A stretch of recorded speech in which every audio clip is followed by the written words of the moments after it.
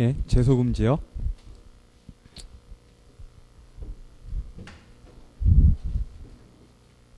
자, 제소금지 요건도 네 가지가 있죠.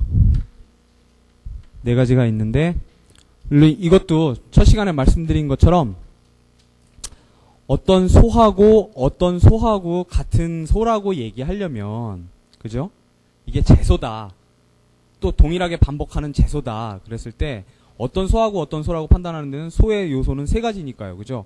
법원하고 당사자하고 소속물하고. 근데 법원의 동일성은 문제가 안 되니까 원칙적으로 기판력이나 제소금지에나 중복제소에나 다 당사자가 동일하고 소속물이 동일하면 같은 소다. 같은 소송이다. 이렇게 봐준다 그랬어요. 그래서 다 그 요건들이 들어간다 그랬죠. 그러니까 우선 당사자 동일이 들어가고요.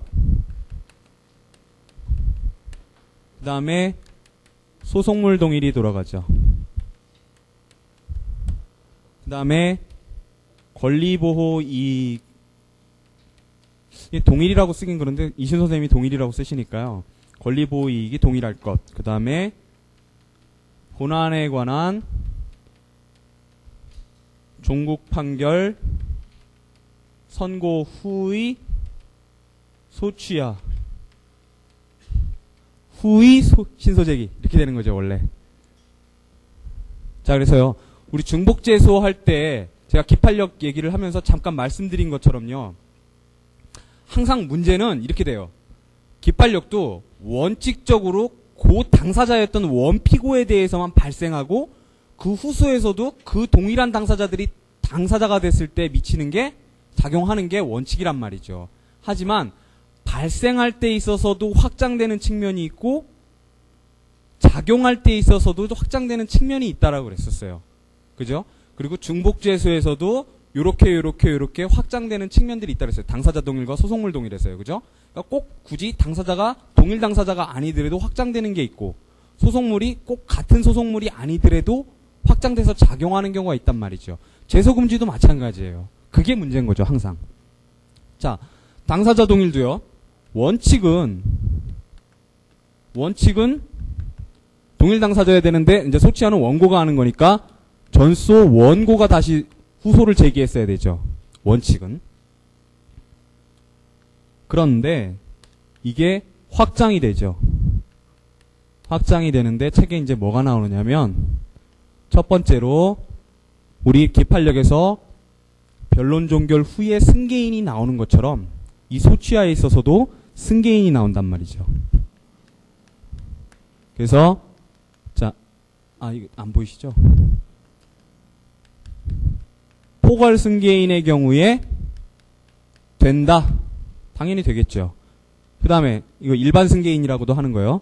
그 다음에 특별 승계인의 경우에 되겠는가? 그래서 긍정설, 부정설, 그 다음에 판례는 긍정설이고요. 그 다음에 또 책에 나오는 게 선정당사자가 나와요. 자, 선정당사자 기판력에서도 당연히 되죠. 왜냐하면 218조 3항에 의해서요. 그죠? 그러니까 임의적 소송 담당의 일종이라고 그랬잖아요. 임의적 소송, 우리 당사자 적격할 때 했죠. 임의적 소송 담당 중에 명문에 규정이 있는 임의적 소송 담당이었어요. 그죠? 그리고 소송 담당의 경우에 218조 3항에 의해서 기판력이 확장된다 그랬죠. 자, 그런데 그건 이제 기판력 할 때 다시 말씀을 드릴 거예요. 근데 자, 선정 당사자의 경우에 당연히 되고요. 임의적 소송 담당. 그 다음에 얘기가 있는 게 채권자 대의 소송이 있죠. 채권자 대의 소송 후에 채권자가 이제 소취하를 한 거죠. 그때 채무자도 제소금지효를 받겠느냐 이런 거죠. 그러니까 제소금지효라는 말은 없는데 굳이 얘기를 하자면 그렇다는 거예요. 제소금지효를 받겠느냐. 그랬을 때 긍정설이 있죠. 그러니까 우리 기판력도 알면 받는다는 게 판례잖아요. 채무자가 알면 받는다는 게 판례인데 이것도 역시 알면 제소금지효를 받는다. 소송 계속 사실을 알면 절차 보장 기회가 주어졌으니까 그때 또 제소금지효를 받는다라는 게 있고 부정설이 있고요. 그 다음에 우리 판례는 이 알면 받는다라는 거죠. 자, 책에 있는 얘기들은 이 얘기밖에 없어요. 다음에 자, 소속물 동일의 경우에도요. 자, 원칙은 동일 소속물이어야 되죠. 그러니까 전소 소속물과 후소 소속물이 같아야 돼요. 원칙은. 그래야 금지되는 제소에 해당한다 이렇게 봐주는 거죠. 그런데 이것도 역시 확장이 되는데 확장 전에요. 자, 이게 우리 소속물 이론이 문제되는 경우가 8가지 있었죠. 병변, 중기제, 처식특 생각나시죠? 몇 번 했어요. 우리 병변, 중기제, 처식특. 근데 중기제가 항상 중복제소, 기판력, 제소금지. 그죠? 중기제가요. 그래서 제소금지에서도 역시 소속물 이론이 문제되는데 이요건 때문에 당연히 문제가 되는 거죠. 소속물 이론이. 소속물이 동일한가 따질 때 당연히 소속물 이론이 등장하게 되겠죠. 그래서 여기서 소속물 이론 문제가 있고요. 소속물 이론 문제가 있고 그 다음에 이제 두 번째로 이것도 역시 확장이 된단 말이죠. 근데 이시훈 선생님 책에 보면 확장이 두 가지 측면에서 얘기가 나와 있어요. 첫 번째는 전소의 소속물이 원래 후소의 소속물이 돼야 되는데 그게 아니고 전소의 소속물이 후소의 성결적 법률 관계가 된 경우, 즉 후소의 성결 문제가 된 경우, 요때 제소금지효를 받겠느냐 이런 거예요. 자, 우리 기판력도 똑같은 게 있죠. 자, 기판력에서요. 전소 소속물이 후소에서 성결적 법률 관계가 됐을 때 그걸 뭐라고 부르죠? 성결 관계라고 부르죠. 그죠? 성결 관계라고 부르고 거기서 기판력이 확장 작용되는 그걸 뭐라고 부르냐면 성결 관계 효라고 불러요. 그죠? 그래서 기판력이 그때 미친단 말이죠. 작용한단 말이에요. 전소에서 소속물이 후소의 소속물이 아니고 성결적 법률 관계가 됐음에도 불구하고 전소에서 그 전소 판단에 그 발생한 기판력이 후소의 성결 문제에 대한 판단에 작용을 한단 말이에요. 자, 그렇듯이 똑같이 제소금지에서도 그러면 기판력하고 똑같이 볼 수 있겠는가에 대해서 견해 대립이 있는 거예요. 그래서 여기서 긍정설이 이제 기판력하고 똑같이 보자라는 거죠. 똑같이 보자라는 게 이게 김원규 교수님, 강현준 교수님, 정동윤 교수님 이렇고요. 그 다음에 아니 취지가 다른데 기판력은 법적 안정성 차원에서 그러는 거고 제소금지는 법원을 농락하는 걸 법원에 판결하는 것을 농락하는 것을 방지하기 위한 데 취지가 있는 건데 이걸 왜 기판력하고 같이 보느냐. 그리고 기판력의 경우에는 이따가 설명을 드리겠지만 이 선결관계일 때는 본안에 들어가서 판단을 하는데 이때는 제소금지에 해당한다 그러면 본안에 들어가 보지도 못하고 소각화가 돼버리는 그런 결과가 벌어지면 더 불리하지 않느냐. 이게 어떻게 확정 판결이 있을 때보다 소취하였을 때가 어떻게 더 불리하냐. 이런 문제를 제기하는 거예요. 부정설이. 그래서 이게 이시훈 교수님, 호문혁 교수님, 송상현 교수님, 그 다음에 전병서 교수님 이렇게 되고요. 그 다음에 우리 판례는요 긍정을 하죠. 그러니까 이 판례 비판을 하는 거죠. 확장되는 측면 어렵지 않아요. 그 다음에 두 번째로 이거는 이시훈 선생님 책에서는 딸랑 한 줄인가 두 줄인가로 처리된 건데요. 무시하셔도 되는 거예요. 무시하셔도 되는 문제인데 뭐냐면 이번엔 거꾸로 그러니까 이시훈 선생님이 이렇게 표현하세요. 전소 소속물 속에 후소 소속물이 포함되어 있다 된 경우에 어떠냐 이렇게 하시거든요.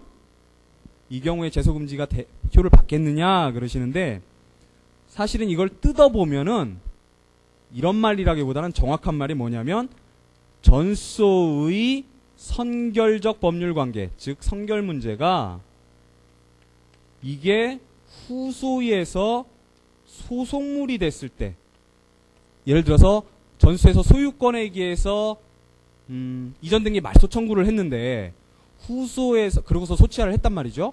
그러고 나서 후소에서 소유권 확인을 들어갔을 때 그러니까 전소의 선결적 법률관계죠. 자, 그때 되겠느냐 그런데 여기에 논의는 명시적으로 없어요. 논의는 명시적으로 없고 긍정하는데 이게 판례고요. 그 다음에 이시훈 선생님이 긍정하자 이렇게 하세요. 자, 이게요. 기판력에선 뭐예요?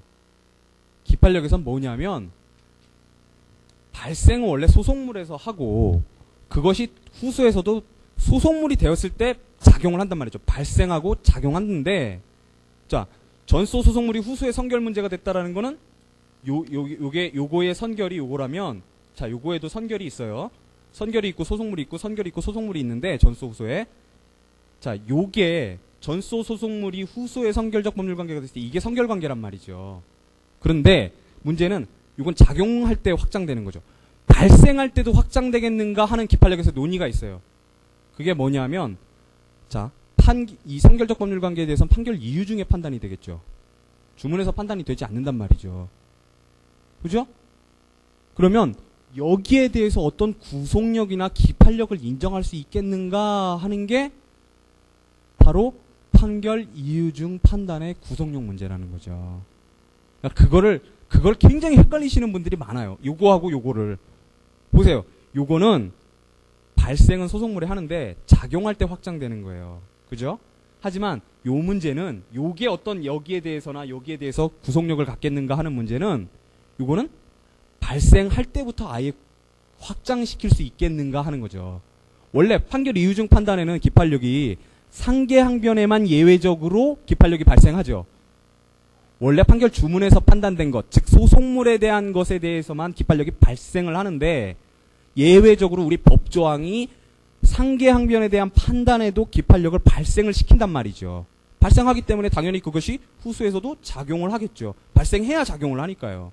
그런데 그거 외에 선결적 법률 관계들 내지는 그거 외에 판결 이유 중에 판단된 것들이 과연 구속력을 가질 수 있겠는가, 즉 발생할 때 확장될 수 있겠는가, 기판력 범위가.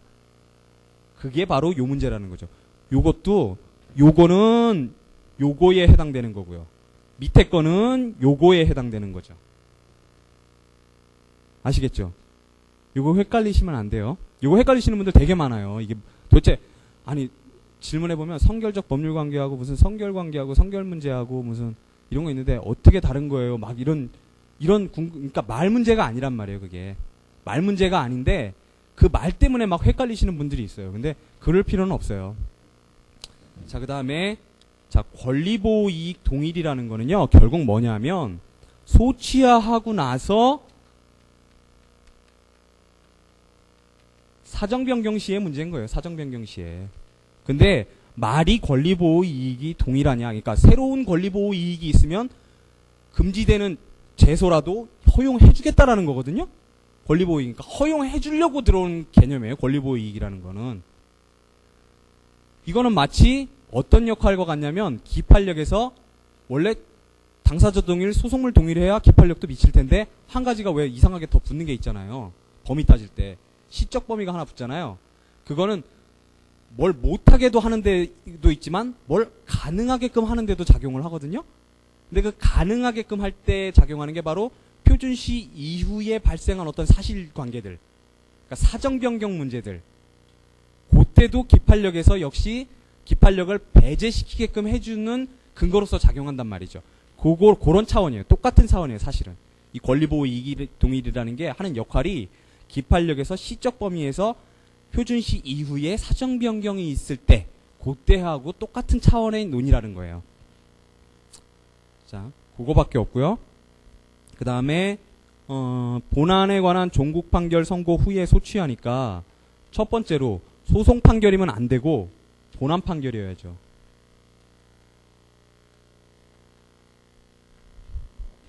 그러니까 1심에서 소각화 판결을 받았는데 2심에서 소취하를 했다. 그래도 제소금지효는 발생 안 한다는 거예요. 그 다음에 두 번째로 종국 판결이어야 되니까 1심에서 중간 판결 받은 다음에 소취하를 했다. 그래도 당연히 제소금지는 발생 안 하는 거죠. 종국 판결이어야 되고. 근데 여기서 문제되는 게 자, 항소심에서 청구를 교환적으로 변경을 한단 말이죠. A 청구를 B 청구로 교환적 변경을 하면 그런 다음에 다시 그 변경하기 전에 있었던 A 청구를 다시 부활을 시켜요. 그 신급에서. 이랬을 때 그러면 그게 제소금지가 되겠는가? 이런 문제가 있어요. 이런 문제는 전에는 전혀 문제 없이 당연히 제소금지에 저촉된다. 왜?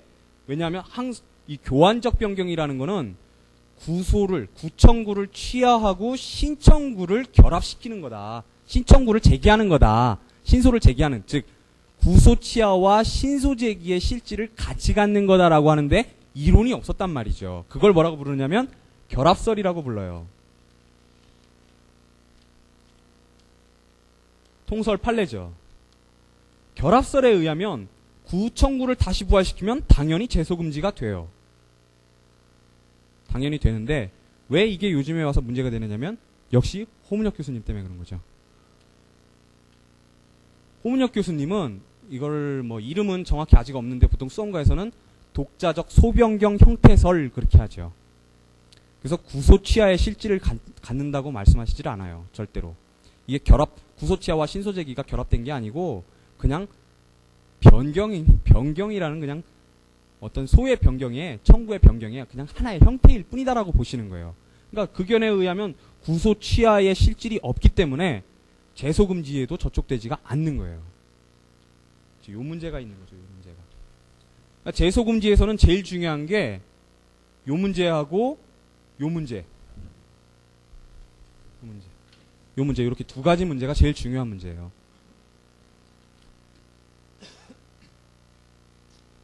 그래서 요거를 한 것도 우리가 케이스 하나를 풀기 위해서 그런 거예요. 케이스 하나를. 자, 중급 5를 보시면은요.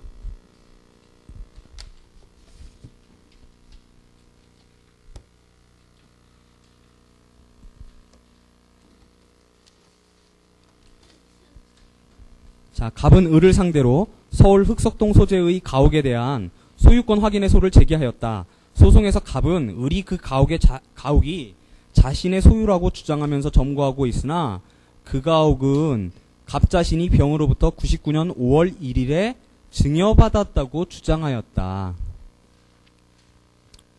제1심 법원은 갑이 증여받은 사실이 인정되지 않는다고 하여 청구 기각 판결을 선고하였다. 이에 갑이 항소하였는데 항소심 진행 중에 그 소를 취하였다. 그로부터 한 달 뒤에 갑은 자신이 병으로부터 99년 7월 1일에 매수하였으므로 자신이 소유자라고 주장하면서 을을 상대로 가옥 인도 청구의 소를 제기하였다. 법원은 이 소를 어떻게 처리할 것인가? 근데 결국은 소취하가 나오니까 어쨌든 제소금지가 문제가 될 텐데 문제는 소송물이 다르다는 거죠. 자, 전소에서는요, 갑이 을에게 난 증여받았다 그랬고 그게 언제였냐면 99년 5월 1일이었는데 증여받았고 소유권은 나한테 있기 때문에 가옥 소유권 확인을 들어갔고요. 그래서 1심은 증여 사실을 부정해서 청구 기각을 했고요. 근데 원래 문제를 이렇게 내서 그렇죠. 증여액에서 소유권 확인하면 이건 주장 자체로 이유 없는 경우죠. 그죠? 이 소유권 이전 등기를 안 하고 그냥 증여받았다고 소유권이 생기는 건 아니잖아요. 그죠? 근데 그냥 그런 민법적인 문제는 차치하고 그냥 푸는 거예요, 그냥. 증여 사실 부정해서 청구 기각했는데 그래서 갑이 항소를 했죠. 갑이 항소를 했고, 자, 항소심에서 항소취하가 아니라 소취하를 했죠. 그런데 후소에서는 갑이 을에게 사실은 매매였다. 내가 병한테 사실은 매수한 건데 7월 1일 날이었고 그래서 나한테 차라리 소유권이 있고 그에 기해서 가옥 인도 청구를 한다. 이렇게 됐어요. 자, 여기는 가옥의 소유권 확인이고요. 여기는 가옥 소유권에 기해서 가옥 인도 청구를 하고 있어요. 그런데 여기서 법원이 이 소를 어떻게 처리할 것인가. 그런데 결국 이제 제소 금지가 문제가 되겠죠. 근데 탁 보면 이게 왜 제소 금지가 어떻게 문제될지 참 감이 안 와요. 왜냐하면 다르거든요. 증여에 기한 소유권, 매매에 기한 소유권과 그 다음에 이건 가옥 인도 청구고 저건 가옥 소유권 확인인데 이게 제소 금지가 되겠는가. 근데 이게 바로 이 문제 때문에 감이 바로 안 오는 거예요. 이것 때문에. 이 문제예요. 그러니까 우선은 그러니까 원래 주된 논점은 이게 되는 거죠. 성결관계일 때 그러니까 기판력에서 얘기하는 성결관계 그러니까 전소 소송물이 후수에서 성결적 법률관계가 된 경우 그죠? 된 경우 가옥 소유권에 대한 그러한 소송물이 후수에서 성결적 법률관계가 되었을 때 그때도 제소금지가 되겠는가 이게 결국 나오겠죠. 그런데 요 전에 먼저 문제가 되는 게 있죠. 증여에 기한 가옥 소유권과 매매에 기한 가옥 소유권이 과연 같은 것이냐? 이게 같아야 이게 성결관계가 된다고 그럴 거 아니에요. 그죠? 우선 같아야 그게 될 테니까요. 그러니까 즉 뭐가 문제가 되느냐면 이때 이게 확인의 소의 소송물이 도대체 어떻게 판단되느냐 이게 문제가 되는 거예요.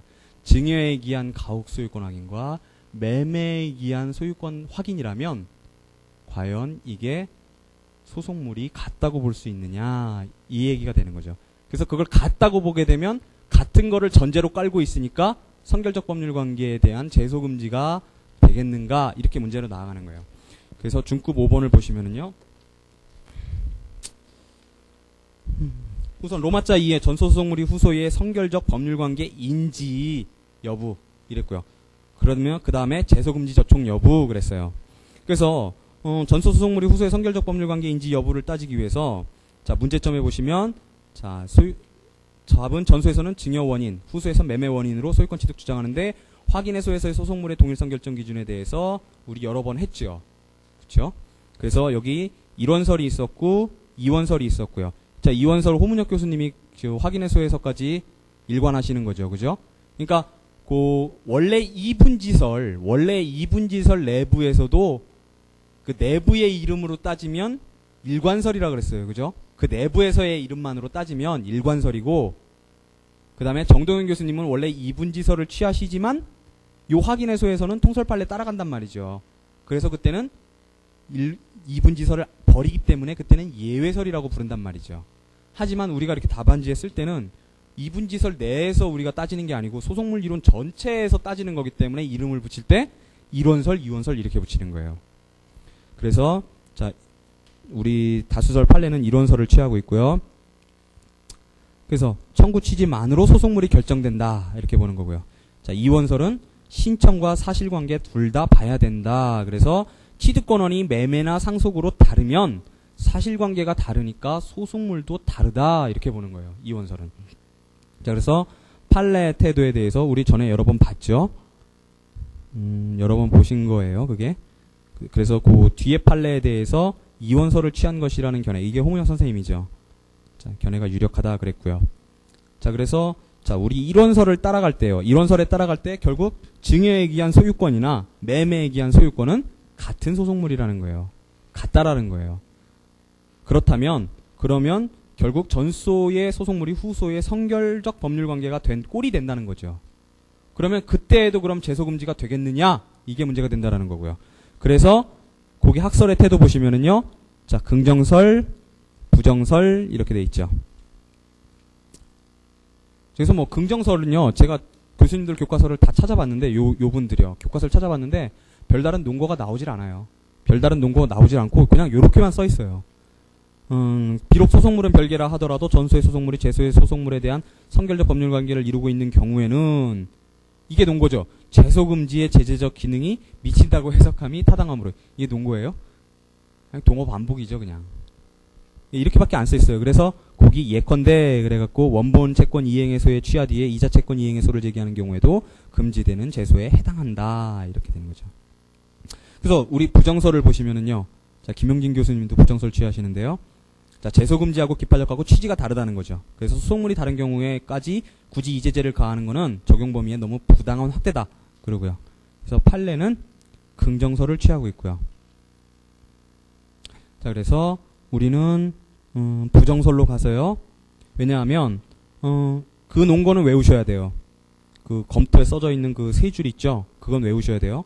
전소의 소송물이 후소의 성결 문제가 된 경우 기판력이 문제될 때에는 후소 청구에 관해 본안 판결을 할 수 있고, 다만 전소의 확정 판결을 전제로 해 판단해야 하는 내용적 구속을 받음에 불과한데도 제소금지가 적용될 때는 후소 제기 자체가 금지되어 소각화 판결을 받게 되므로 결국 전소에서 소취하한 경우가 전소에서 패소 판결 확정된 경우보다도 더 불리하게 되는 부당한 결과가 되므로 부정설이 타당하다.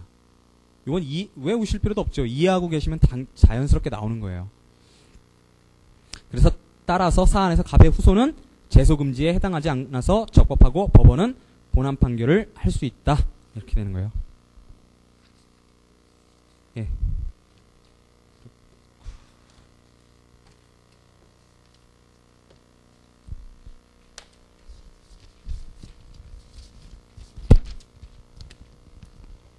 그 다음에 이제 소취하 다음에 재판상 화해가 나와요. 재판상 화해 중에 이제 뭐 제소전 화해도 있고 뭐 화해 간주도 있고 뭐 그런데 무슨 화해 권고 결정 이런 것도 있고요. 근데 이제 제일 중요한 건 재판상 화해 중에 소송상 화해죠. 우리가 보통 재판상 화해로 알고 있는 그 재판 중에 소송 중에 양 당사자가 합의하는 거. 그죠? 서로 양보해 갖고 소송물에 관해서 어떤 합의하는 것. 그거를 우리 보통 소송상 화해라고 그러죠. 재판상 화해 중에.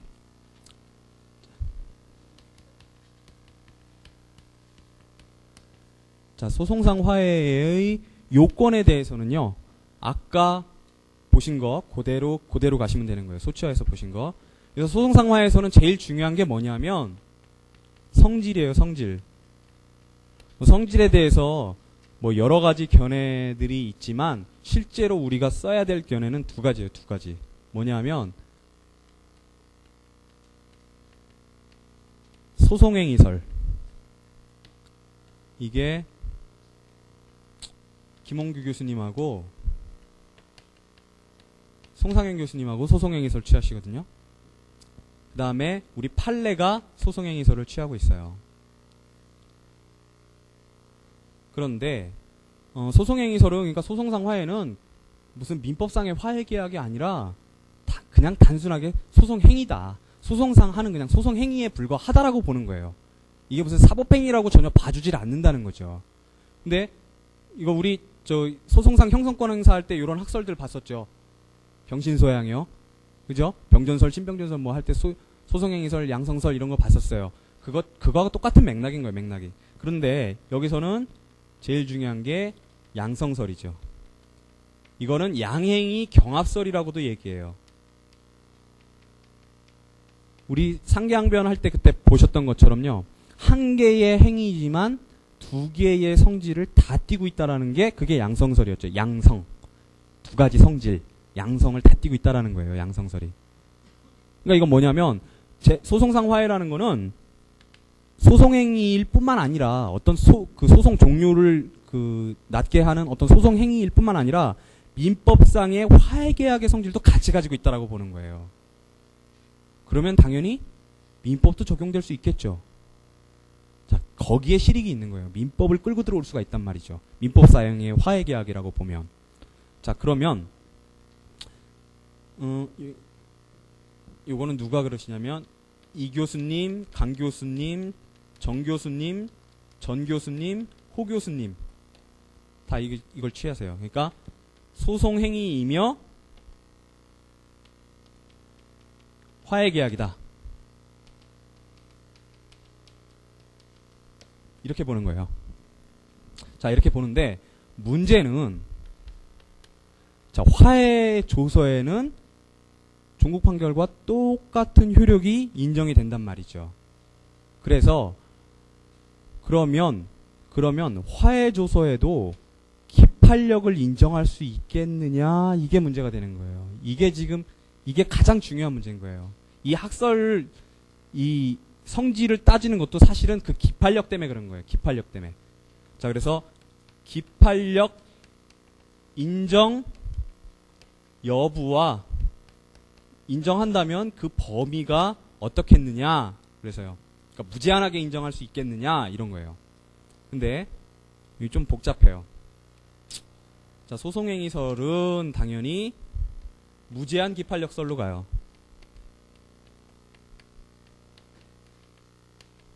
소송행위니까요. 사법행위적인 성질을 갖고 있지는 않다고 보니까 뭐 의사의 하자가 있다고 하더라도 민법이 적용될 일이 없는 거예요. 그러니까 이 세 가지 입장이 전부 다 무제한 기판력설로 가요. 그리고 이거는 왜 그러냐면 우리 한번 461조 한번 보실까요? 461조가 준재심의소거든요. 준재심은 뭐냐면 재심에 준하는 소다 이거예요. 461조 보시면 뭐라고 돼 있냐면 220조의 조서, 그런데 220조의 조서가 뭐냐면 화해조서, 청구 포기일락조서 이런 거거든요.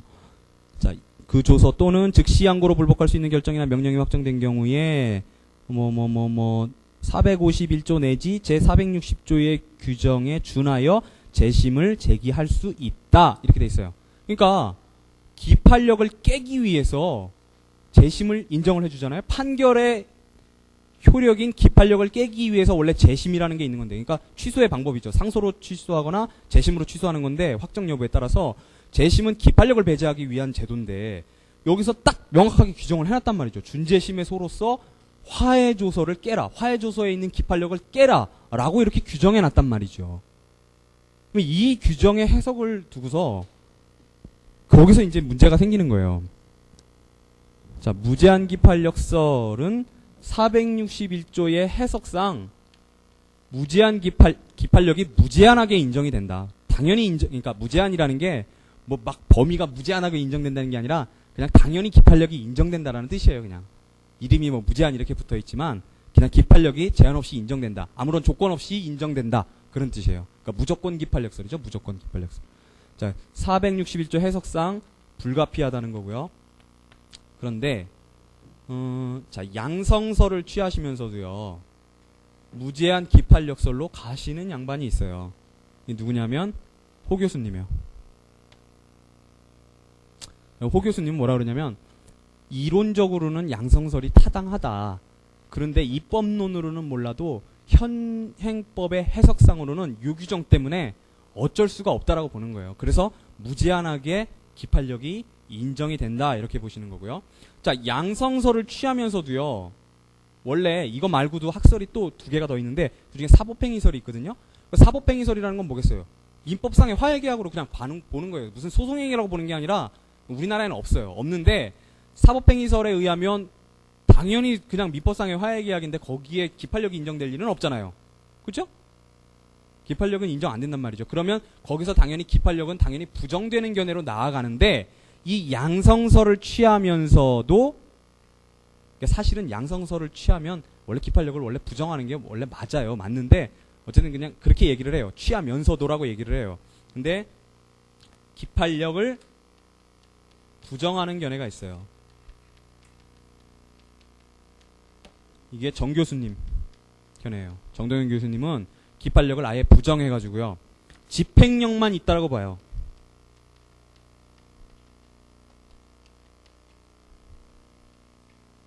집행력만 있다고 봐요. 그러면 나머지 분들, 그러니까 정 교수님 빠지고 호 교수님 빠지고 이 세 분 이강전 요 교수님들은요. 뭐라 그러냐면 제한적 기판력설을 취해요. 민법을 끌고 들어오기 위해서 그런 거예요. 민법을 끌고 들어오기. 그러니까 뭐냐면 결국 이게 우리 소치하에서 보았던 것처럼 결국 이게 문제란 말이죠. 의사하자. 실제법상의 하자 이게 문제란 말이에요. 의사하자. 요거가 존재할 때에는 그거 기판력 부정하겠다라는 거예요. 의사하자가 존재하면 기판력을 부정하고 의사하자가 없으면, 실체법상 하자가 없으면 기판력을 긍정하겠다라는 거죠. 그러니까 이건 무조건 기판력설이고 이건 조건적 기판력설인 거예요. 그러니까 조건이 있는 거예요, 사실은. 자, 이게 핵심이고요. 자, 이거는 왜 중요하냐면 거기에 문제가 있었을 때, 재판상 그 소송상 하에에 문제가 있었을 때 과연 어떤 구제 방법을 취할 수 있겠는가, 이게 문제인 거예요. 자, 그러면 무제한 기판력설에 의하면 당연히 461조 해석 때문에 그런 거니까 당연히 준재심으로만 가능해요. 그러니까 이럴 때는 이제 판결의 당연무효 사유는 제외하고요. 그러면 당연무효가 되고, 요거 제외하고 나머지 어떤 하자들이 있을 때는 재심 사유로 규정되어 있는 게 아니면, 그 재심 규정에 규정되어 있는 대로의 방법대로가 아니면 안 된다라는 거예요. 다른 방법으로는 못 다툰다라는 거예요. 준재심의 소로만 다투라는 거예요. 무제한 기판력설은. 법문상 명확히 그런 거죠. 그런데 자, 제한적 기판력설도 실체법상 하자가 없을 때는 당연히 준재심으로만 다투라 그래요. 요때가 문제인 거죠, 요때가. 요때가 이제 실익이 있겠죠. 그러면 케이스를 내면 여기서 내겠죠. 실체법상 하자가 존재하는 재판상 화해를 내겠죠. 그래야 실익이 있을 테니까요. 자, 이때는 기일지정 신청이나 우리 소취하처럼요. 소취하에 어떤 하자가 있었을 때, 그죠? 기일지정 신청으로 할 수 있잖아요. 소송 종료 아직 안 됐다고 하면서 기일 지정해달라고 하는 것처럼 기일 지정 신청을 할 수도 있고, 이게 민법상의 법률 관계이기 때문에 화해계약 무효 확인도 할 수가 있어요.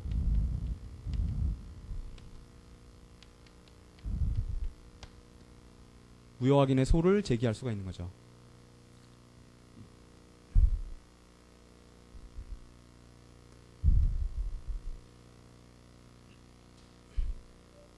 뭐 기판력 부정설에 의하면 당연히 뭐 준재심이 아니겠죠. 여기로 가겠죠. 이렇게 가겠죠. 그래서 사실은 요거는 뭐 거의 잊혀져 가는 견해고, 결국 요거와 요거 때문에 그런 거예요. 요거. 그러니까 여러분들이 이제 간혹 이거를 그 답안지에 쓰실 때 이 소송행위설에 의하면 무제한 기판력설로 간다, 이렇게 쓰시는 건 맞아요. 근데 양성설을 취하는 견해는 제한적 기판력설을 취한다, 이렇게 쓰시면 안 된단 말이에요. 그렇게 쓰시면 틀리는 거예요. 아시겠죠? 그러니까 별도로 잘라서 논해주는 게 낫죠. 잘라서. 논점을 따로 잡아서요. 성질, 그러니까 우리가 소송상 계약, 그 소송상 합의, 그 명문에 규정 없는 소송상 합의를 볼 때도 성질 따로 논해주고, 그러니까 허용 여부는 그냥 앞에서 조금 얘기해주고, 성질 따로 논해주고, 구제 방법 따로 논해주고, 논점 따로 가잖아요. 그런 것처럼 이것도 논점을 잘라갖고 얘기해주는 거죠. 자, 그 다음에 청구의 포기 일락은 아까 그 뭐 요건 말고는 별다른 게 없고요. 그거는 통설 판례가 소송행위라고 봐요. 거기서는 성질에 대해서 뭐 의문이 없어요. 거의 소송행위설이 통설 판례고요. 그 다음에 따라서 재심 사유가 존재할 때 준재심의 소로서만 다툴 수 있어요. 지금 좀 전에 보신 규정에 보면 220조의 조서 그렇게 돼 있잖아요. 220조의 조서 아까 화해 조서뿐만 아니라 청구 포기 일락 조서도 포함이 됐었잖아요. 그죠? 그때도 청구 포기 일락으로도 소송 종료가 됐는데 거기 무슨 하자가 있었다면 준재심의 소로만 다툴 수 있다라는 거예요. 그러니까 이 소송상 화해처럼 이런 다툼은 없고요. 이거는 이제 민법상의 화해 계약이라는 게 있기 때문에 이런 다툼이 생기는 거예요. 그래서 중급 10번을 보실까요?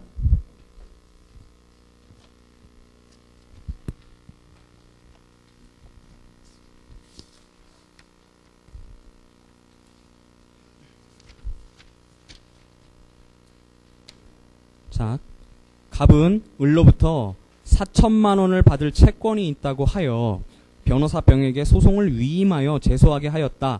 소송 위임에 있어서 갑은 병에게 소송 수행에 있어서 그 청구를 반드시 유지해라 고 하였고, 이를 소송 위임장에 기재까지 했어요.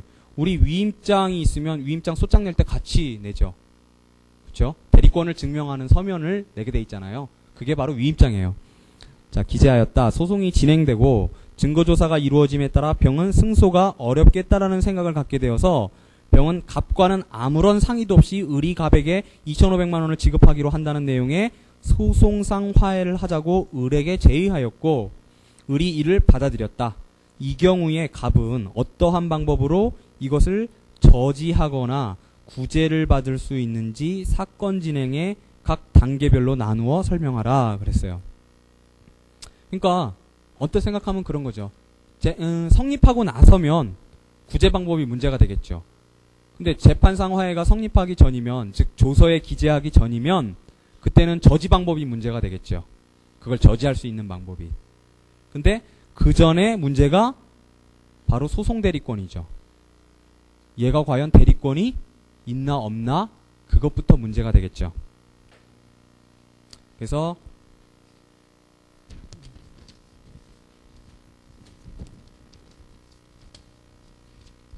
뭐 이거는 굳이 그림으로 안 그려도 될 것 같아요. 자, 근데 여기서는 그 청구를 반드시 유지해야 된다라는 말이 요 셋째 줄에 그 청구를 반드시 유지해야 된다라는 말이 해석을 하자면 이게 대리권 제한이에요? 아니죠. 왜냐하면 원래 소송 대리인의 대리권은 특별수권 규정이 그 특별수권이 없으면 그 특별수권 사항에 대해서는 원래 대리권이 없는 거잖아요.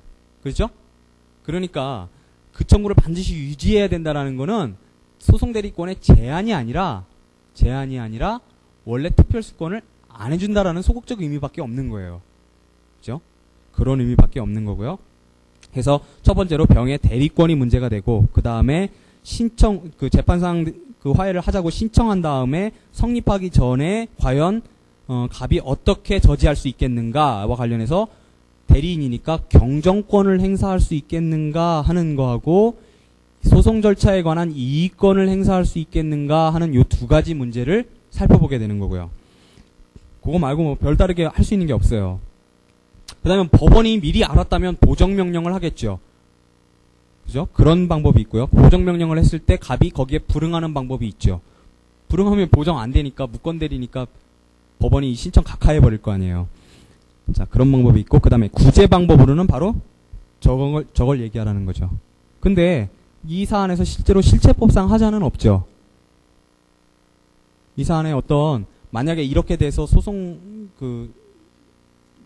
소송상 화해가 이루어지고 나면 어떤 실체법상 화해가 있지는 않잖아요. 의사의 하자가 있지는 않잖아요. 그죠? 그러니까 사실은 무제한 기판력설이나 제한적 기판력설이나 여기서는 힘을 발휘 못하죠. 어느 견해에 의하더라도 준재심으로 갈 수밖에 없는 거죠. 자, 그래서 그 답안을 보시면은요. 우선 병의 대리권 유무 로마자 2요. 그 다음에 로마자 3에는 신청 후 성립 전의 저지 방법, 로마자 4는 성립 후의 구제 방법 이렇게 돼 있어요. 그래서 대리권 유무에 대해서는 우리 첫 시간에 막 했던 거 그런 얘기 쭉 써 있고요. 사안의 경우에 첫째 줄 마지막 부분에 변호사의 대리권의 범위를 제한한 것이 아니라 90조 2항 이후의 판결 이외의 사유에 의한 소송 용료 권한을 수권하지 않은 것이 된다. 따라서 이거는 특별수권이 없었으며 오히려 명시적으로 화해를 할 수 있는 권한을 적극적으로 배제하였으므로 자, 병이 하려고 하는 일련의 소송행위는 무건대리 행위에 해당한다. 이렇게 되는 거죠. 무건대리 행위가 되는 거죠. 자, 그래서 신청 후 성립 전에 어떻게 저지할 수 있겠는가 그러는데 자, 대리권 존재는 우선 소송행위 유효 요건이자 소송 요건이죠. 그래서 법원의 직권조사 사항이니까 법원은 배척하기 전에 우선 보정명령을 발할 거라는 거죠. 근데 이 보정명령 발했을 때 갑은 이에 불응하면 그만이라는 거예요. 불응하면 법원이 알아서 각하를 해줄 거라는 거죠. 신청을. 근데 법원이 대리권 흥결을 만약에 간과한 경우에는 갑이 적극적으로 나서갖고 성립을 저지해야 되는 거죠. 그래서 우선 경정권을 행사할 수 있겠는가 그런데 자, 경정권은요. 자, 둘째 줄 마지막에 보시면은요. 당사자의 경정권은 소송 대리인의 사실상의 진술, 예컨대 재판상 자백 같은 거요.를 대상으로 하는 것이므로 소송상 신청이나 소송물에 대한 처분행위 등 법률상의 진술 등에 대해서는 인정되지 않는다 이렇게 돼 있어요. 그러니까 이 사안에서도 재판상 화해를 병이 신청한 거에 대해서 이거를 경정할 수는 없다라는 거예요. 사실상 진술이 아니기 때문에. 그래서 경정권으로는 안 돼요. 그러면 이의권을 행사할 수 있겠는가 했는데요.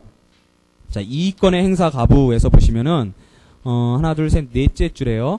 이의권은 당사자의 소송 진행상의 이익 보장과 편의를 목적으로 한 사익 규정인 임의 규정 위반에 대해서는 포기나 상실이 가능하지만 공익에 관련된 강행 규정 위배의 경우에는 포기나 상실이 허용되지 않는다 이랬어요.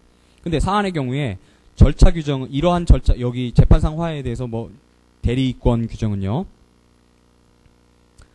자, 강행 규정에 해당한다라는 거죠.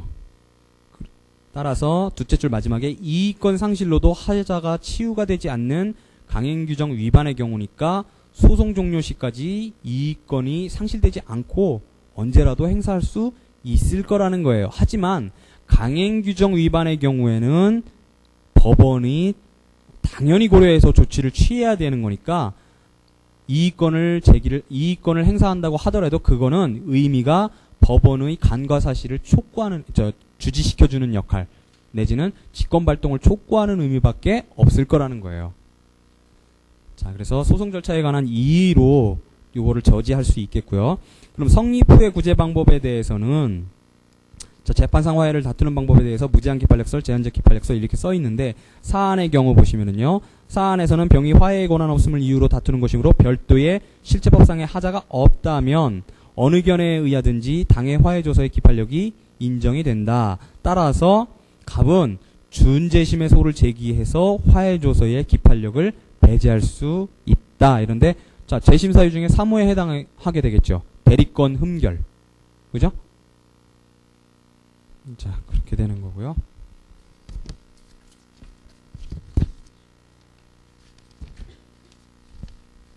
그러면 이제 당사자의 행위에 의한 소송 종료는 이렇게 끝나는 거예요. 세 가지. 그러면 이제 우리가 주로 보게 되는 그 판결에 의한 소송 종료를 보게 되겠죠.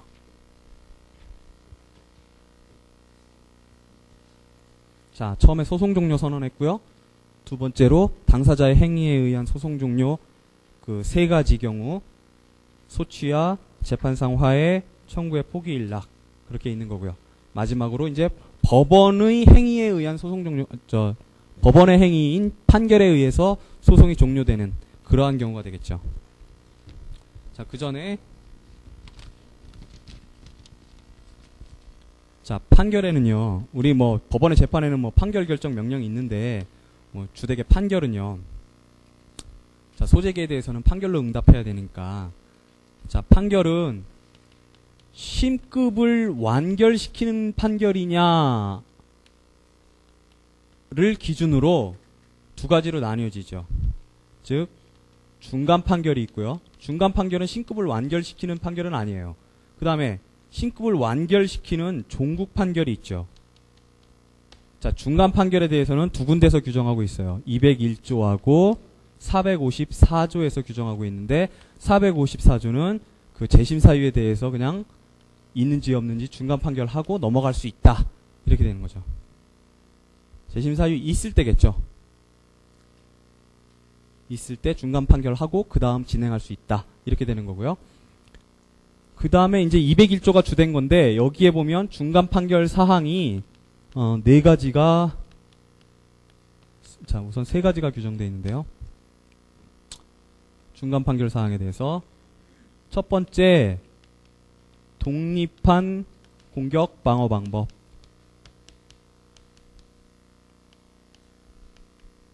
이거에 대해서 중간 판결할 수 있다라는 거죠. 그건 뭐냐면 독립한 공격 방어 방법이 뭐예요? 그것 자체만으로 청구를 이유 있게 하거나 이유 없게 할 수 있는 공격 방어 방법을, 그러니까 공격 방어 방법은 뭐예요? 사실상 진술이나 무슨 증거 제출이나 이런 게 공격 방어잖아요. 그런 것 중에 그것 자체만으로 청구를 자체의 이유 유무를 가져오게 할 수 있는 그런 거를 독립한 공격 방어 방법이라고 하는데, 요거에 관해서도 중간 판결이 가능하고, 두 번째, 중간의 다툼이라고 법문에 되어 있는 게, 요 독립한 공격 방법이 아닌, 일이 아닌 소송상의 여러 성결 문제들. 예를 들어서 어떤 소송 요건 흠결이라든가요. 그거에 대해서 다툼이 있다. 그러면 뭐 중간 판결 이유 속에서 중간 판결로 정리를 하든가 무슨 종국 판결 이유 속에서 정리할 것이다. 뭐 이런 얘기 뭐 앞에 보면 소송 요건에 보면 쫙 나오잖아요. 그런 얘기 많이 나오잖아요. 자, 그럴 때 이게 중간의 다툼이라는 거죠. 그다음 세 번째로 201조 2항에 원인 판결이라는 게 나와요. 원인 판결이라는 게 나오는데 요거는 그 뭐 청구 원인에서 그 청구 원인을 얘기하는 건 아니고요. 돈을 청구를 했는데 어떤 금전 지급을 청구를 했는데 수량이나 범위에 대해서는 아직 확신이 안 섰지만 그 청구권이 있다 없다에 대해서는 확신이 섰어요. 그러면 그것만 청구권이 있다 없다만 정리해주고 넘어갈 수 있다라는 거예요. 일단 그건 정리하고 얼마가 있는지 얼마의 청구권이 있는지에 대해서는 그 다음에 해서 종국 판결로 정리하겠다라는 거죠. 그럴 때도 한다는 게 그럴 때도 중간 판결을 할 수 있는데 즉 수량 범위를 제외한 청구권 존부.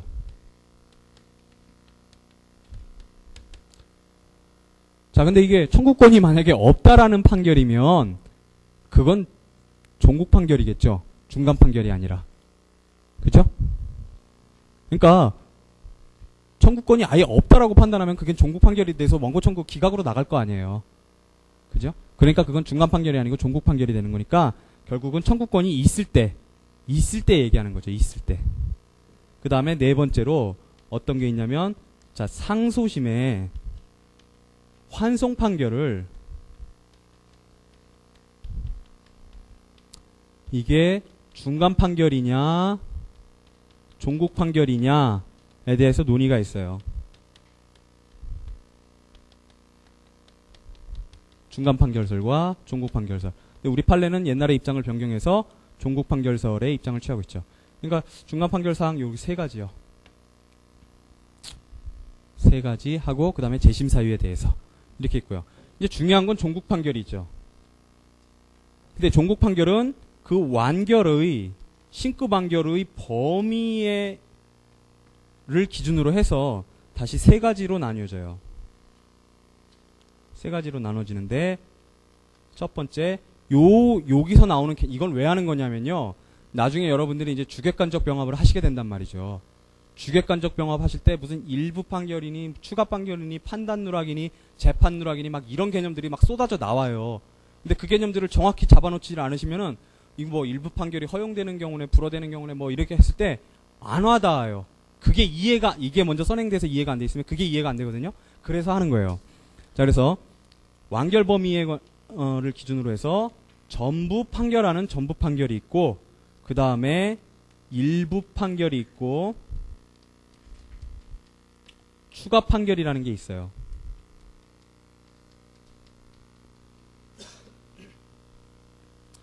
자, 전부 판결은요. 사건 전부를 신급에서 완결시키는 판결이에요. 그러니까 예를 들어서 뭐 청구가 여러 개였다 그러면 그 청구 전부에 대해서 다 판결을 해준단 말이죠. 한 개의 판결로.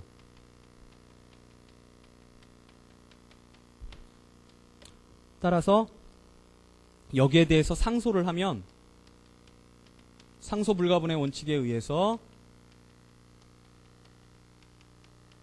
이거는 이따가 볼 거예요. 상소 불가분의 원칙은.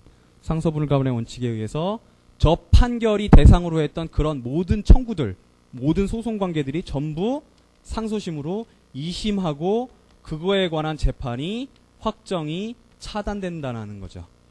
전부 이심하고 전부 확정 차단된다. 이렇게 되고요. 그 다음에 일부 판결과 추가 판결이 있는데 일부 판결은요. 여러 개의 청구가 있어요. 예를 들어서 여러 개의 청구가 있는데 그 중에 일부러 판결을 한 청구에 대해서 내지는 두 청구에 그 중에 일부의 청구에 대해서만 일부로 판결을 하는 거예요. 그죠? 자, 그거를 일부 판결이라고 그러는데 그거를 그럼 나머지 판결을 해주는 걸 나머지 청구에 대한 판결을 해주는 걸 뭐라 그러냐면 잔부 판결이라고 그러는 거예요. 잔부 판결. 일부 청구, 잔부 청구 그것처럼 이렇게 되는 거죠. 근데 자, 여러 개의 청구가 있을 때 그게 요 점이 중요한 거예요. 일부 판결이 허용되는 경우도 있고 일부 판결이 불허되는 경우도 있어요. 그러니까 할 수 있는 경우도 있고 할 수 없는 경우도 있단 말이죠. 자, 일부 판결은 허용되는 게 원칙이에요. 200조에 규정되어 있고요. 그래서 만약에 일부 판결을 하게 되면 그 일부 판결이 허용될 때 그 일부 판결에 대해서 상소를 하게 되면 자, 그 독립해서 상소가 가능하고 독립해서 확정도 가능하고요. 그 다음에 그 판결된 그 부분에 대해서만 즉 일부의 그러니까 이렇게 표현할게요. 일부의 전부가 상소분할 가분의 원칙에 의해서 2심되고요. 일부의 전부. 그러니까 여러 개의 A 청구, B 청구, C 청구 있는데 예를 들어서 이거를 하나로 지금 일부 판결을 하고 이거를 지금 잠부 판결로다가 나중에 정리를 한단 말이죠. 그러면 이 일부 판결에 대해서 이거 지금 한 개의 판결이잖아요. 이것도 한 개의 판결이고. 근데 요거에 대해서 상소를 하면 요거에 대해서 상소를 불복을 하면 요거 전체가 예를 들어서 나는 A에 대해서만 불복하겠다. A 청구에 대해서만 불복하겠다. 그래도 A와 B 모든 게 상소심으로 2심된다라는 거예요. 2심된다라는 건 뭐냐면 자, 우리 상소심에서 항상 따져줘야 될 게 2심의 범위하고 심판의 범위란 말이에요. 근데 그게 여러분들 뭘로 생각하면 되게 쉽냐면 형사소송법 공부하실 때 잠재적 심판 대상하고 현실적 심판 대상이 있죠. 그 공소장 변경할 때 나오잖아요. 공소범죄 사실은 현실적인 심판 대상이고 그거와 동일성이 인정되고 단일성이 인정되는 범위의 범죄 사실에 대해서는 그게 잠재적인 심판 대상으로 되잖아요. 그죠? 그래서 공소장 변경을 해주게 되면 심판 대상이 현실적 심판 대상에서 잠재적 심판 대상까지 늘어나 주잖아요.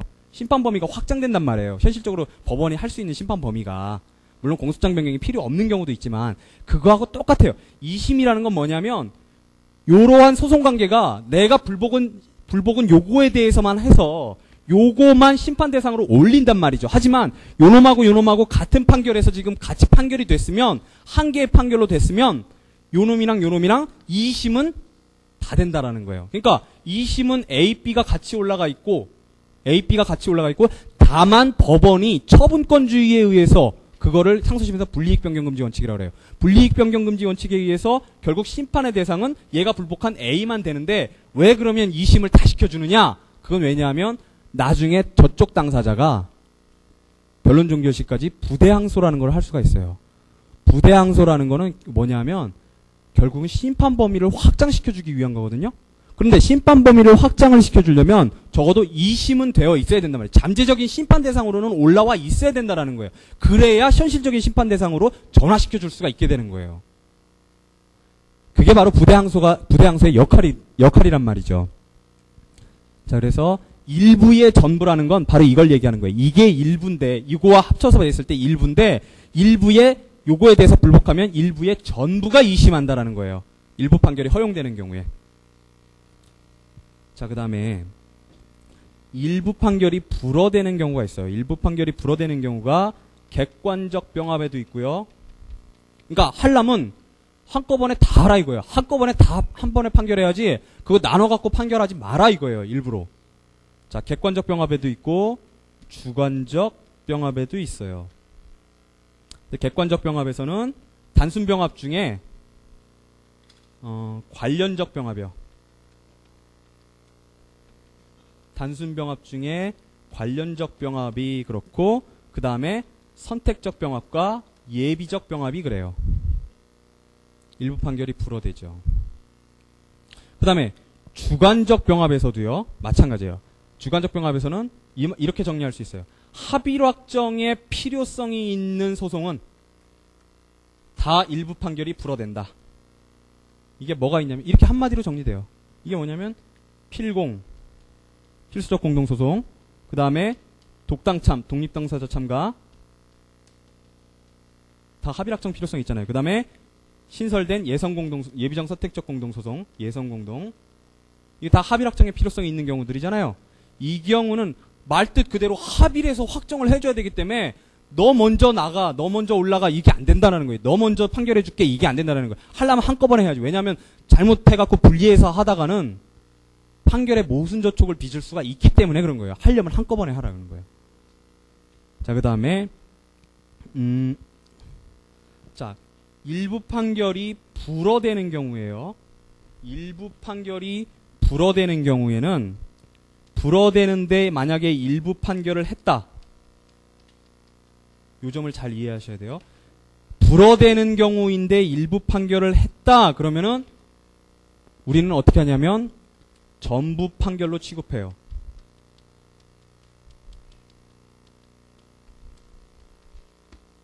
전부 판결로 취급해서 전부에 대해서 판결했는데 사실은 지금 일부만 판단돼 있잖아요. 그래서 이거를 마치 뭐처럼 보느냐 하면 우리가 소송에서 막 서로 당사자가 싸웠는데 막 이런 막 다툼이 있었어요. 다툼이 있었는데 그거에 대해서 판결문을 쓸 때 누락을 하고 안 써버렸어요. 판단을 안 해버렸어요. 그건 나중에 확정이 되더라도 재심사유가 되거든요. 그 구호의 재심사유가 돼요. 구호의 재심사유가 되는데 그걸 뭐라고 부르냐면 판단누락이라고 부르는 거예요. 판단누락. 전에 판단 유탈이라고 했던 거를 이제 판단 누락이라 그래요. 판단 누락된 걸로 취급을 한다는 거죠. 그러니까 원래는 한 판결서에 다 있어야 될 내용인데 그 중에 일부만 빠져 있다라는 거죠. 그러니까 마치 판단이 누락된 듯한 것과 동일한 모양이라는 거예요.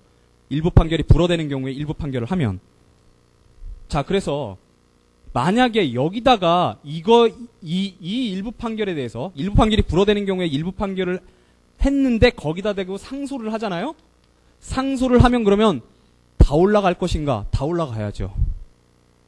전부가 올라가는 거예요. 전부. 전부 2심되고 전부 확정 차단되는 거예요. 자, 2심은 소송관계 내지 사건에 관한 거고 확정 차단이라는 거는 그 소송관계에 대한 재판을 확정 차단된다는 뜻이에요. 측면이 그렇게 다른 거예요. 붙어 다니긴 하지만. 자, 그런 다음에 자, 일부 판결은 자, 이래요. 일부로 하는 게 일부 판결이라고 그랬어요. 자, 추가 판결은 뭐냐면 이건 고의로 빼뜨린 거고 이거는 과실로 빼뜨린 거예요. 과실로 뭔가를 빼뜨리고 판결을 했을 때 그걸 정리해주기 위한 판결이 나머지 걸 해주기 위한 판결이 추가 판결이라는 거죠. 그런데 그때 처음에 뭔가를 빼뜨리고 한 판결을 그 상태를 뭐라고 부르느냐 하면 재판누락이라고 불러요. 재판누락. 요게 굉장히 중요한 거예요. 요건 재판누락이에요. 재판누락은 그러면 말을 뒤집으면 추가 판결로 정리가 되죠. 나중에. 그 신급에서 추가 판결로 정리를 할 수가 있어요. 그렇죠? 그 신급에서요. 하지만 일부 판결이 불어되는 경우인데 일부 판결을 했다 그러면 그건 전부 판결로 취급하기 때문에 마치 판단 누락이 된 것과 같아서 전부 올라가기 때문에 추가 판결로 정리할 여지가 그 전신급에서 추가 판결로 정리할 여지가 전혀 없죠. 없어요. 위에서 그냥 판단하면 상소심에서 전부가 올라와 있기 때문에 상소심에서 판단하면 되는 거예요. 이게 이제 주객관적 병합 하실 때 여러분들이 기본적으로 이해를 하고 계셔야 되는 지점이에요. 자, 그래서 추가 판결은 재판 누락 시에 한다. 이거요 212조에 규정되어 있어요. 한번 보실까요? 212조요. 아, 200조부터 보세요. 200조부터. 200조에 보시면은요. 일부 판결 그렇게 나와 있죠. 그래서 법원은 소송의 일부에 대한 심리를 마친 경우 그 일부에 대한 종국 판결을 할 수 있다. 이랬고요. 그 다음에 212조 보시면은요. 재판의 누락 그랬어요. 재판의 누락 그래서 법원이 청구의 일부에 대하여 재판을 누락한 경우에 그 청구 부분에 대하여는 그 법원이 계속하여 재판한다. 이게 뭐예요? 추가 판결이에요. 이게 추가 판결을 하라는 거예요. 예. 자, 그래서 요거를 기본적으로 알고 계시고요. 그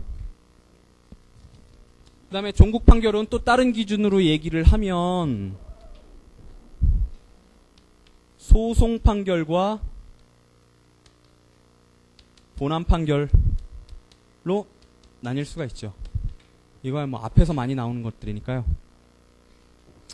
그러면 이제 우리는 기판력에 관한 얘기로 들어가야 돼요.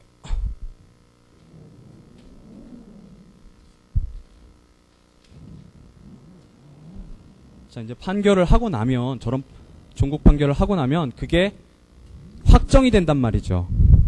확정이 되고 나면 여러 가지 효력이 생기는데 그 효력 중에 가장 중요한 게 기판력이라는 거죠.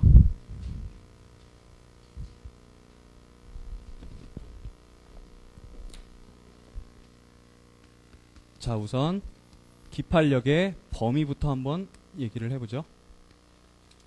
아까 계속 얘기했던 그 지점이에요.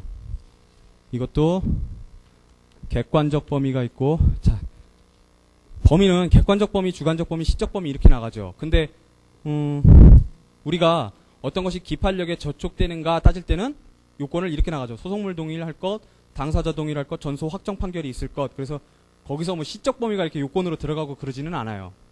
그렇죠? 그건 이제 나중에 이유를 알게 되세요. 자, 객관적으로도 있고 주관적 범위가 있고 시적 범위가 있죠.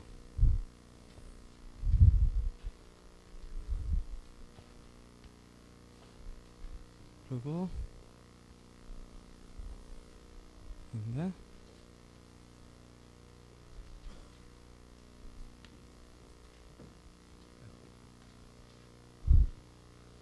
자, 기판력은요, 전소 판결에 대해서 발생을 하죠. 그죠? 기판력이 전소에서 판단된 것에 대해서 발생을 하는 거예요. 기판력이라는 건 다른 쉽게 말하면 이미 판단한 힘이라는 거죠. 그죠? 그 무언가에 대해서 그 판결 속에서 이미 무언가에 대해서 판단을 했다라는 거예요. 이미 판단한 힘인데 그 힘은 전소에서 발생을 하고 후소에 작용을 한단 말이죠.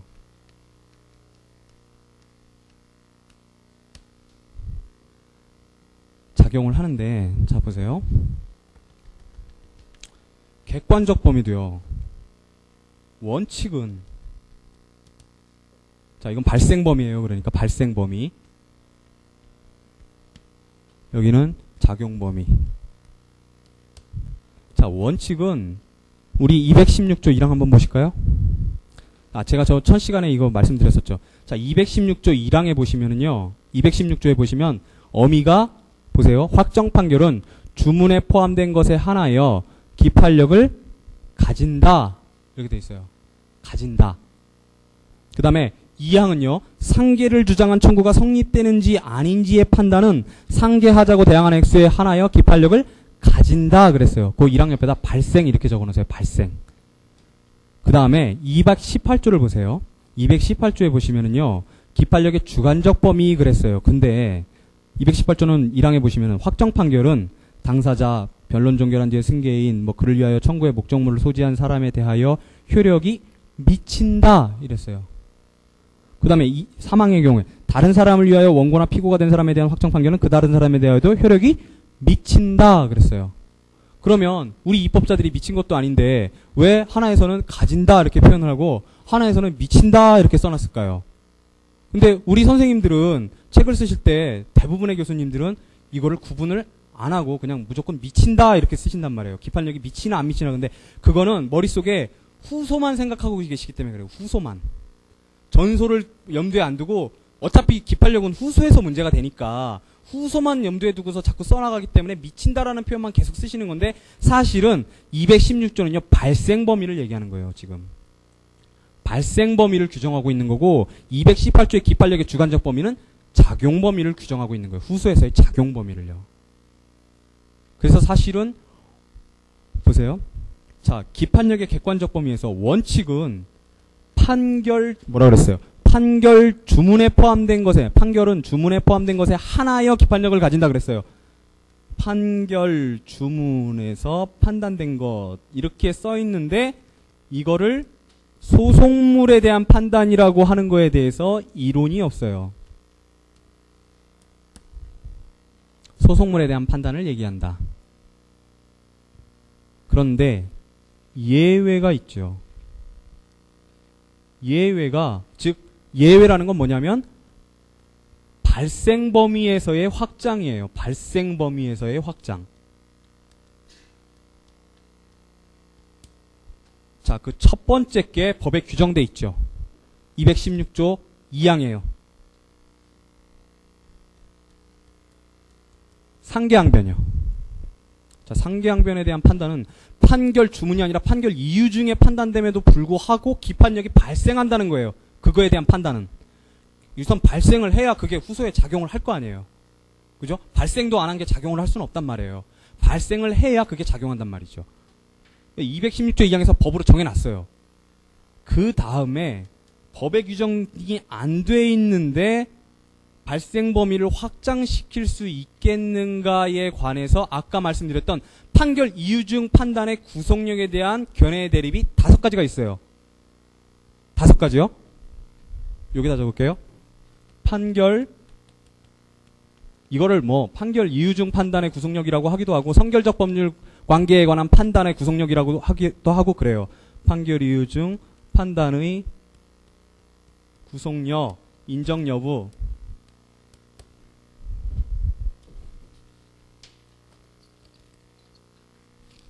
자, 인정 여부인데요. 결국은 뭐냐면 이거의 법적인 구속력을 인정할 것인가 사실상의 구속력을 인정할 것인가 결국 그 문제예요. 근데 여기 보시면은 자, 우리가 처음에 딱 기억나시는 게 뭐냐면 경제적 가치 동일성설 뭐 henkel인가요?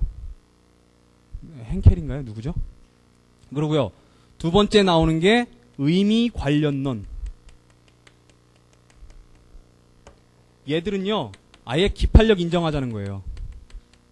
판결 이유 중 판단에 대해서 기판력을 긍정해요. 그 다음에 법적인 구속력을 셋 다 인정을 하는데 나머지 하나가 뭐냐면 쟁점효 이론이에요. 쟁점효 이론은 기판력은 아니에요. 기판력이라고 부르면 안 되고 그냥 구속력이에요. 법적인 구속력이죠. 얘들은 법적인 구속력을 인정하는 거예요. 그렇지만 자, 법적인 판결 이중 판단에 대해서 법적인 구속력을 인정할 수는 없겠죠. 그래서 우리 학자들은 어떤 견해들을 취하고 있냐면 여기에 대해서 사실상의 구속력을 인정한단 말이죠. 사실상의 구속력을. 네 번째가 뭐냐면 신의칙설이요. 선행행위에 모순되는 거동이기 때문에 앞에서 판결 이유 중에 판단했던 거에 대해서 뒤에서 딴 말하지 말라는 거예요. 그거는 금반원이라 이거예요. 못한다는 거죠. 그 다음에 5번째로 우리 호문혁 교수님이랑 판례랑 취하고 있는 입장은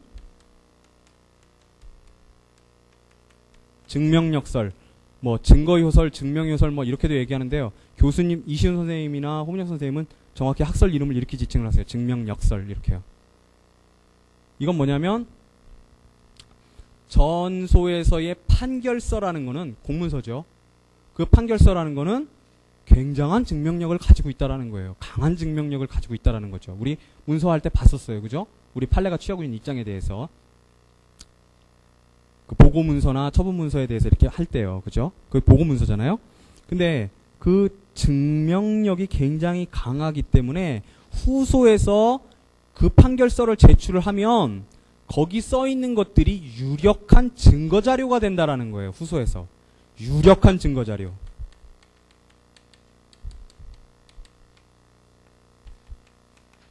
강력한 증명력을 가진 유력한 증거자료가 되기 때문에 이거에 반하는 판단을 하려면 자 보세요. 여기에 차이가 있어요. 신의칙설은 하지 말아요. 너는 앞에서 얘기했던 거에 대해서 반대되는 말은 뭐든지 하지 말아요. 그죠? 금반원이니까요. 근데 여기는 여지를 남겨둔단 말이죠. 물론 이제 이신 선생님이 여지를 안 남기시지는 않을 거예요. 그때 말뜻 그대로 해석하면 그거에 반하는 뭔가를 제출할 그 여지가 없단 말이에요. 말뜻 그대로 해석하면. 그리고 그거 여지가 있다라는 것을 써놓고 있지도 않으시고요. 근데 증명역설 같은 경우는 자, 이거에 반하는 판단을 하기 위해 뭔가 새로운 공격 방어 방법이 제출이 여지가 있다라는 거예요. 제출 여지가 있고 이거를 통해서 이 유력한 증거 자료의 증명력이 깨질 수도 있다라고 봐요. 깨질 여지가 있어요. 그런데 이걸 깨려면 뭘 해야 되느냐면 판결서에서 이건 유력한 증거 자료니까 경험칙상 자기가 왜 그렇게 그 전에 판결서와 반하는 판단을 했는지 자기의 심증을 어떻게 형성했는지 그 경로를 명확히 설시해야 된다는 거예요. 요걸 깨려면. 그게 심증 형성 경로 명시 의무죠. 심증 형성 경로 명시 의무가 인정된다라는 거예요. 강한 증명력이 있는 유력한 증거 자료이기 때문에. 자, 요렇게 보통 이렇게 쭉 연달아 쓰죠. 이거를 뭐 저처럼 이렇게 법적 구속력이다, 사실상 구속력이다 이러지는 않아요. 근데 이거는 그냥 편의적으로 나눈 거고요. 그러니까 이거는 기판력, 이거는 법적인 구속력 그렇기 때문에. 그다음에 이건 신의칙설은 이것도 어떻게 보면 법적 구속력이라고도 말할 수 있을 거예요. 그렇지만 그러니까 저렇게 강한 어떤 판결의 효력으로서 인정을 한다는 건 아니라는 의미인 거예요. 신의칙설은. 자, 그래서 여기에 그 논의가 있는 거예요. 상계 항변 외에 판결 이유 중 판단에 대해서 구속력을 인정할 수 있겠는가? 발생 범위에서 주문에서 판단된 것 외에 확장을 시켜줄 수 있겠는가 하는 문제의식이라는 거예요. 자, 그 다음에 자, 이게 작용을 할 때는요. 자, 원칙은 후소에서 동일 소속물이어야 되죠.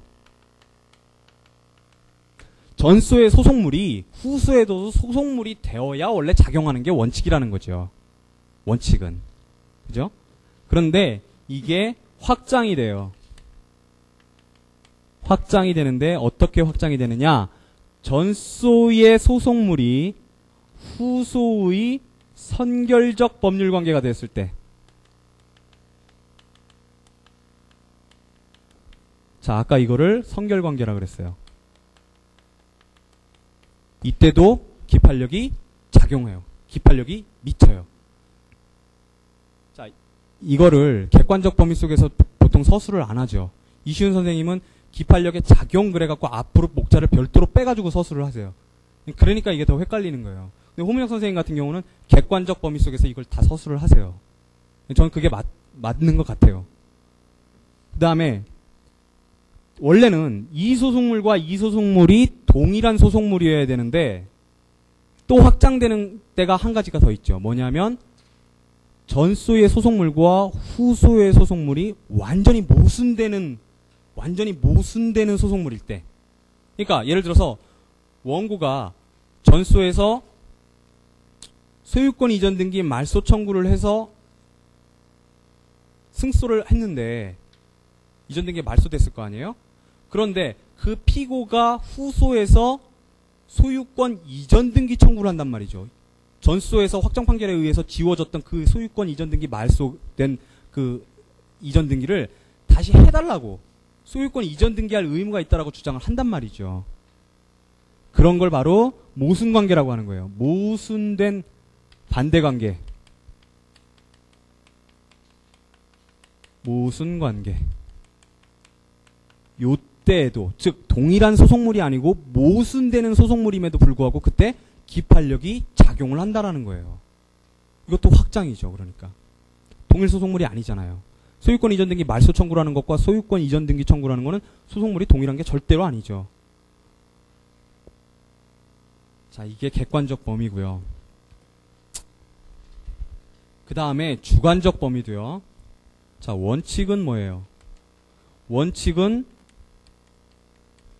당사자에 발생하죠. 그 기판력은, 그 판결의 판단의 그 효력은 고 당사자들, 그 소속물을 가지고 싸웠던 고 당사자들에 대한 판단에만 구속력이 발생한다라는 거예요. 기판력이 발생한다라는 거죠. 그래서 원칙은 당연히 동일한 당사자가 후소에서 당사자가로 되었을 때 동일 당사자일 때 작용하는 게 원칙이죠. 이걸 뭐라고 부르냐면 상대 효의 원칙이라 그래요. 내지는 상대성의 원칙, 상대 효의 원칙 이렇게 해요. 그러니까 다른 사람한테는 효력이 없다라는 거예요. 상대적으로 그 당사자들 간에만 효력이 있다라는 거죠. 그런데 이건 역시 확장이 되죠. 확장되는데 첫 번째는 자 아까 보셨던 그게 확장 규정이라고 그랬죠. 전부 218조 2랑 즉 변종 후의 승계인 등 내지는 청구의 목적물 소지자 요거요. 요 218조 1항에 변종 후의 승계인, 변론 준결 후의 승계인 등이고요. 이게 확장되는 거고요. 동일 당사자 아니잖아요. 그 다음에 218조 3항 뭐예요? 담당자가 받은 판결은 피담당자에 대하여도 효력이 미친다 이거죠. 소송 담당에서. 자, 218조 3항 이게 또 확장 규정이 되는 거고요. 여기서 문제되는 게 채권자 대의 소송이 문제가 돼요. 이거는 나중에 정리를 할 거고요. 이 채권자하고 채무자도 채권자, 채무자, 제3채무자 있을 때 채권자하고 채무자는 동일 당사자가 아니잖아요. 원래 동일한 사람이 아닌데도 기판력을 채권자가 받은 판결 내지는 채무자가 받은 판결을 서로가 받을 것인가라는 문제들이 있단 말이죠. 내지는 채권자가 받은 판결을 또 다른 대위하려는 채권자가 또 받을 것인가 이런 문제가 있단 말이죠. 근데 이거 우리 통설판례는 소송 담당으로 보잖아요. 그죠? 채권자 대의 소송을 소송 담당으로 보는데 여기에 논의가 있다라는 거죠. 그 다음에 세 번째로 뭐가 있냐면 대세효가 있죠. 대세효가 있는 거.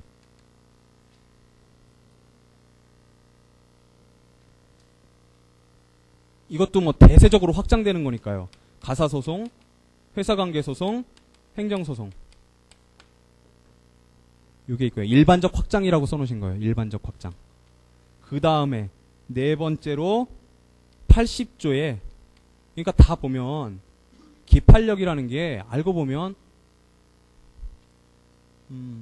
재판 청구권을 제한하는 거잖아요. 그죠? 기판력이라는 거는 결국은 본질이 재판 청구권을 후수해서 제한하는 거란 말이죠. 그러면 재판 청구권은 우리 27조인가요? 헌법? 기본권이잖아요. 그죠? 기본권이니까 제한하려면 법률에 규정이 있어야죠. 37조에 의해서. 그죠?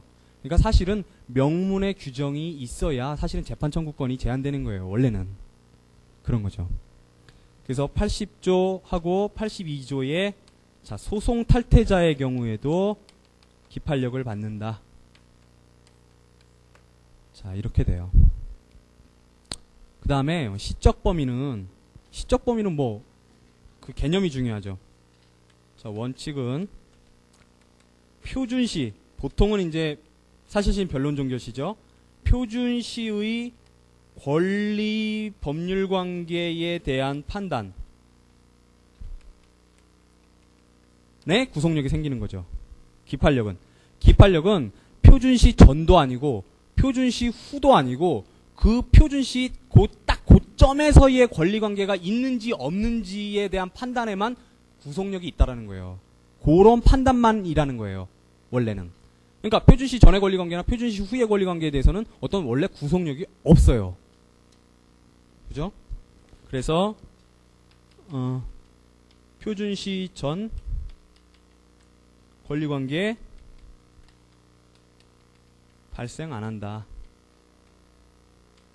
이렇게 되는 거고요. 그래서 이게 원칙인데, 그러니까 시적 범위를 가지고 무슨 이렇게 객관적 주관적 범위처럼 원칙이다, 확장작용이다 이러기는 조금 달라요. 포인트가 다르니까. 근데 굳이 이것도 어떤 확장적인 의미를 갖는다면 그거는 제재적인 의미에서 확장의 의미를 가져요. 그게 뭐냐 하면 실권유라는 거예요.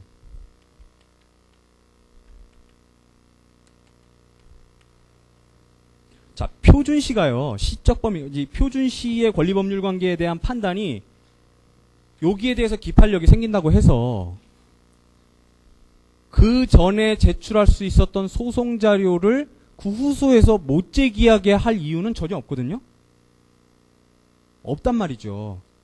종전 소송에서 제출할 수 있었던 사실 자료들을 후소에서 제출 못하게 할 논리 필연적인 이유는 없다라는 거예요.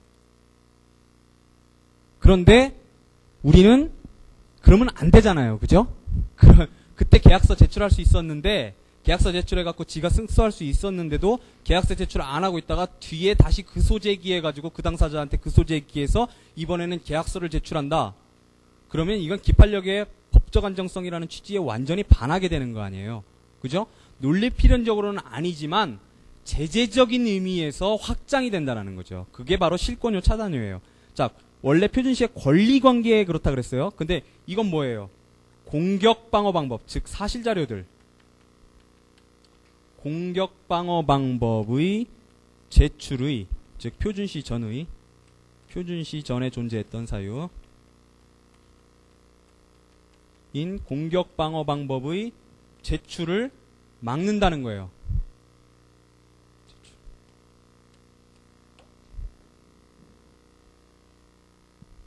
그러니까 뒤에 만약에 사정 변경이 있었다. 표준시 전에 있었던 일이 아니라 사실관계가 사정 변경이 있었다. 표준시 후에 발생 사유. 사정 변경이 있었다. 이때는 제재당하지 않겠죠. 이때는 제출할 수 있겠죠. 그렇죠? 예를 들어서 나하고 저 사람하고 매매 계약이 없는데 제가 매매 계약에 의해서 매매대금 청구를 했단 말이죠. 했는데 매매 계약이 없으니까 졌을 거 아니에요. 졌는데 다 그 소송 끝나고 나서 매매 계약을 그 사람하고 진짜로 체결했어요. 그럼 만약에 그 매매 계약서를 후수해서 그런데 그 사람이 매매대금을 아직도 안 주고 있어요. 그러면은 그거에 기해서 매매 계약 체결한 거에 기해서 매매대금을 청구를 후수해서 하면 자, 당사자도 동일하죠. 소송물도 동일하죠. 그렇지만 시적 범위에서 제출할 수 있다라는 거예요. 사정 변경 후, 표준시 후에 발생한 사유이기 때문에 사정 변경으로서. 자, 요게 있고요. 요것과 관련해서 변경의소가 문제가 있어요. 변경의소. 정기금 판결 변경의소요. 변경의소 문제가 있고요. 요거와 관련해서는 뭐가 있냐면 변론 종결 후에 형성권 행사. 요 문제가 있어요. 케이스 하나 볼까요? 중급 아까 몇 시에 쉬었죠? 아까 몇 시에 쉬셨죠?